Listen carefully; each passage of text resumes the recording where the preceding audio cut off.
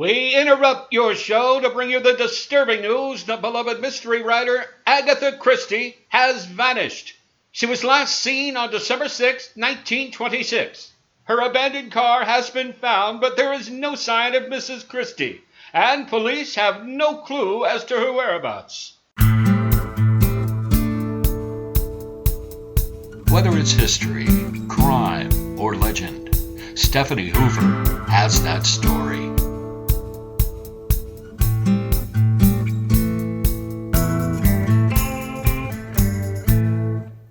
"11 days." That's how long Agatha Christie went missing in 1926.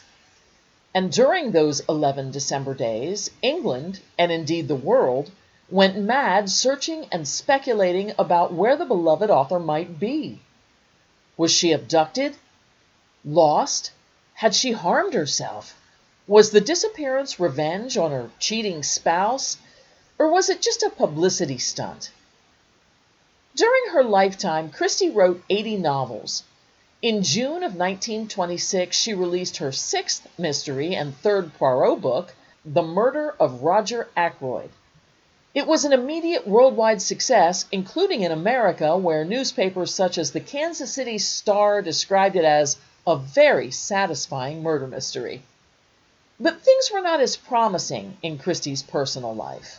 Christie's mother, Clara Miller, died not long after the book's release.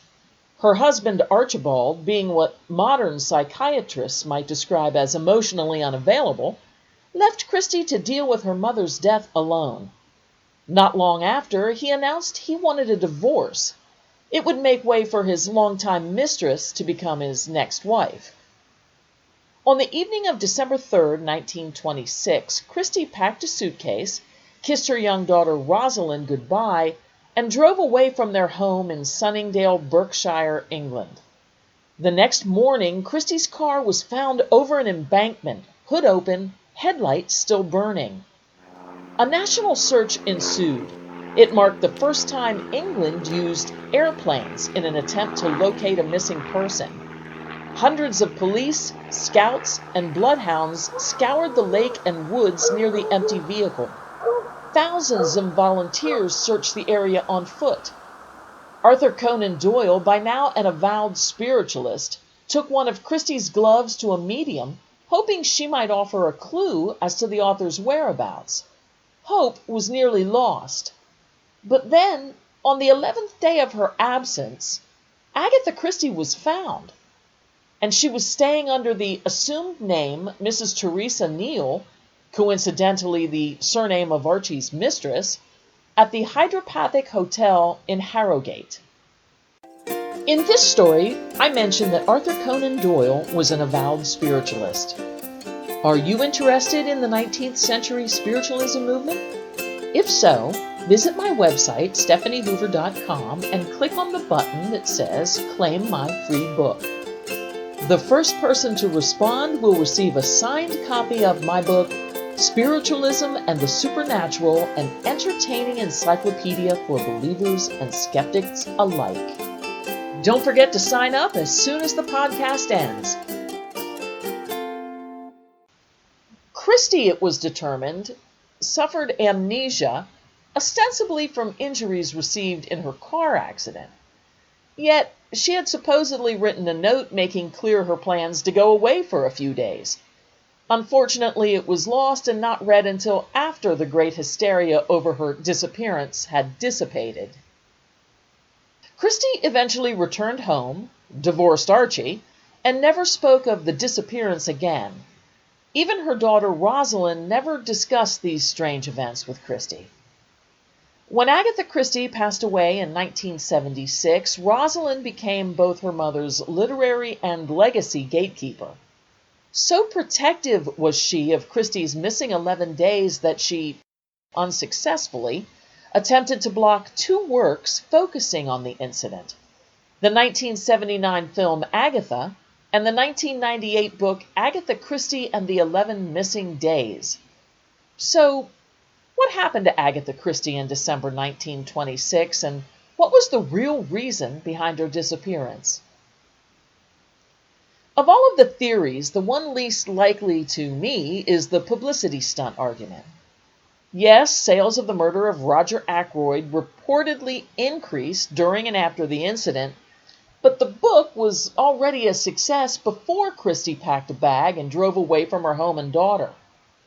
As for the amnesia or fugue state theories, there are reports that Christie, while staying at the Hydropathic Hotel, sent letters to a department store inquiring about a ring she'd lost there. This could be characterized as an unlikely activity for a woman who'd forgotten her own identity. Compounding these doubts, the writer apparently responded affirmatively when someone at the hotel casually addressed her as Mrs. Christie. Certainly, Christie was likely deeply saddened and depressed by events in her personal life. Still, if reports are to be believed, she was very social with other hotel guests and had on her person a great sum of money, a precaution that seemingly indicates some level of lucidity and planning. So, we're left with the revenge theory. Did Christie, as if plotting one of her mysteries, plan to make her disappearance look like a murder? One that might be pinned on her philandering spouse? While intriguing, this seems a bit far-fetched. Archie's affair likely caused great emotional suffering for Christie, but she was an intelligent, successful woman. Would she really risk the embarrassment and detriment to her career by crafting such an outlandish reprisal? Rather than any one single reason, Christie's disappearance may have resulted from a combination of factors: sadness, betrayal, disappointment, and uncertainty. Perhaps she didn't so much disappear as she escaped. Perhaps she temporarily abandoned reality while she strengthened and steeled herself for the challenges ahead. Whatever the truth, Agatha Christie's 11 Days in December 1926 remain one of the best remembered puzzles in literary history. As recently as 2014, ABC's mystery series Castle paid homage to Christie when its main character also inexplicably vanished. Upon noting the similarity between Agatha Christie's and Richard Castle's disappearance, I received this response from the show's creator and writer, Andrew W. Marlowe. Agatha Christie's legendary disappearance was very much on our minds when we were crafting the storyline for Castle's disappearance. It is such a delicious irony to have a mystery writer thrust into the heart of their very own mystery. We thought it would invite tremendous speculation from our audience, just as it did among Christie's fans when she vanished. While the audience eventually learned exactly how and why Mr. Castle disappeared during those 11 days in December 1926, only Agatha Christie really knew the truth, and she took her secret to the grave. So there you have it, the story of Agatha Christie's 11 missing days. What do you think? Why do you think she disappeared, and what do you think she did during that time? Visit StephanieHoover.com and click on my Contact tab and send me a message with your own thoughts on the case. Until the next episode, be well, be kind, and be happy.